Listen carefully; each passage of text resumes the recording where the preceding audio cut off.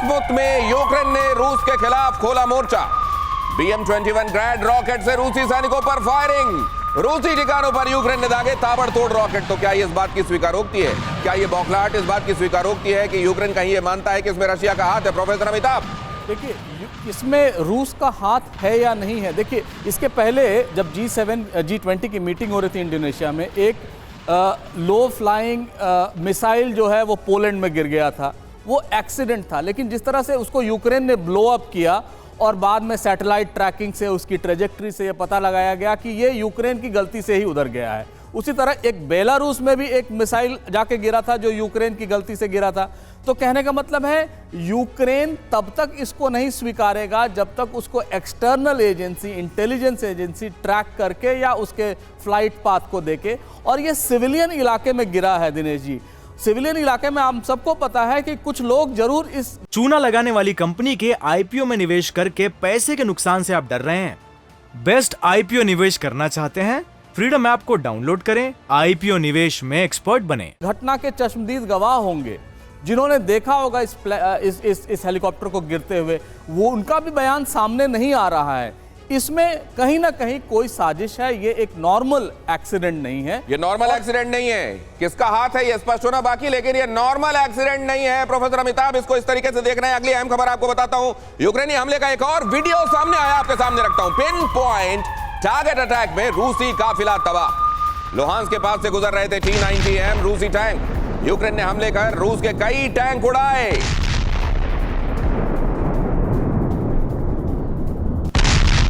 यहां यूक्रेनी टैंकों को निशाना बनाया जा रहा है, देखिए।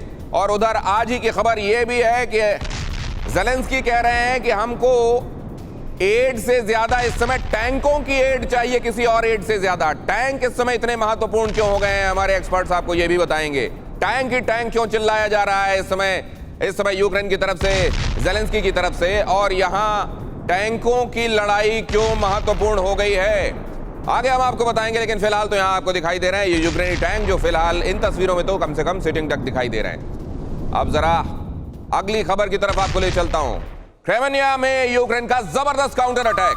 सेल्फ प्रोपेल गन से ताबड़तोड़ फायरिंग। डायरेक्ट अटैक में यूक्रेन ने रशियन आर्मी को बनाया निशाना। हमले में रूस को भारी नुकसान की खबर।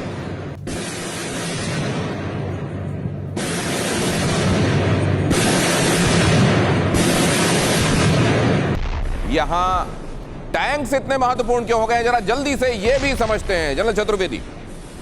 टैंक्स एक बहुत ही पोटेंट वेपन्स है। इस तरह की जो टेरेन है वहाँ पे खुला इलाका है और इसमें वो बहुत मनूवरिंग कर सकता है। शॉक एक्शन, मोबिलिटी, ये सब उसकी जो कैरेक्टरिस्टिक्स हैं टैंक की इस्तेमाल की जा सकती हैं और इसलिए टैंक्स इस एरिया में बहुत महत्वपूर्ण है। लेकिन एक चीज़ मैं बता दूं कि अगर कोई समझता है कि यूक्रेन टैंक वॉरफेयर में रशिया से ज़्यादा कामयाब हो सकता है तो ये बिल्कुल गलत है। रशिया के पास T-72 और T-90 काफ़ी मॉडर्न टैंक्स हैं, नाइट फाइटिंग कैपेबिलिटीज़ है, मिसाइल्स माउंटेड हैं और इनके पास अगर लेपर्ड टैंक्स किसी से 14 ले लेते हैं एक स्क्वाड्रन के, एक स्क्वाड्रन सबसे छोटी यूनिट होती है जो ऑपरेट करती है, इससे ज़्यादा नहीं करती।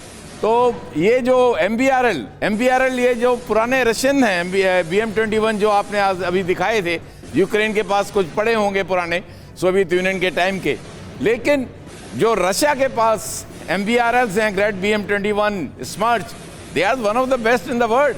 तो दोनों में, फायर पावर में, टैंक वॉरफेयर में रशियन काफ़ी स्ट्रॉन्ग है। लेकिन एक चीज है, सवाल यह है सर कि ये टैंक्स आ रहे हैं, उनके पास टैंक्स हैं जिनके साथ वो अभ्यस्त हैं, जिनको उन्होंने बनाया है। मैं रशिया की बात कर रहा हूं, जिसके साथ डे इन डे आउट उन्होंने प्रैक्टिस की है और वो उसके इस्तेमाल करेंगे। अब यहाँ यूक्रेन के पास जो टैंक जिसकी वो गुहार लगा रहे हैं वो भेजे जाएंगे और उनमें से कहा जा रहा है कि कई सारे पुराने हैं, उनको चमकाकर भेजा जा रहा है, कई को रिपेयर किया जाएगा, उसमें वक्त भी लगेगा, उसके बाद उनकी ट्रेनिंग होगी और उसके बाद वो इस्तेमाल करेंगे। सवाल ये है कि इसके बाद जनरल सिवाच, ये ठीक है कि एज रशिया के पास है, लेकिन बहुत जल्दी अडॉप्ट करने और टेक्नोलॉजी के हिसाब से खुद को ढाल लेने की कुव्वत दिखाई है यूक्रेनियंस ने। टैंक के साथ भी ऐसा हो जाएगा?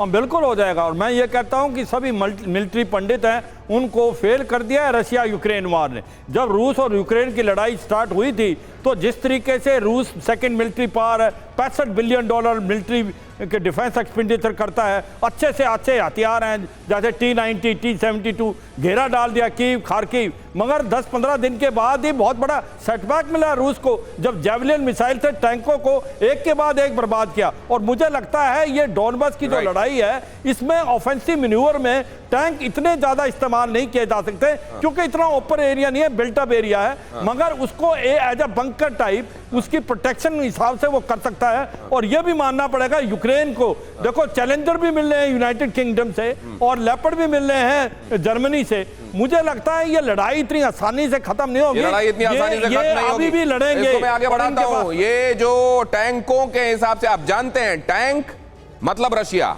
टैंक मतलब एक अभेद्य दुर्ग जो रशिया की पावर है, लेकिन उसको भी भेदने का काम। और आपको याद होगा किस तरीके से रशियन टैंक्स के टैरेट को लॉकेट बनाकर और दूसरे मर्चेंटाइज में बेचकर एक तरीके से उपहास उड़ाया गया था उसकी इस ताकत का यूक्रेन की तरफ से। चूना लगाने वाली कंपनी के आईपीओ में निवेश करके पैसे के नुकसान से आप डर रहे हैं? बेस्ट आईपीओ निवेश करना चाहते हैं? फ्रीडम ऐप को डाउनलोड करें, आईपीओ निवेश में एक्सपर्ट बने।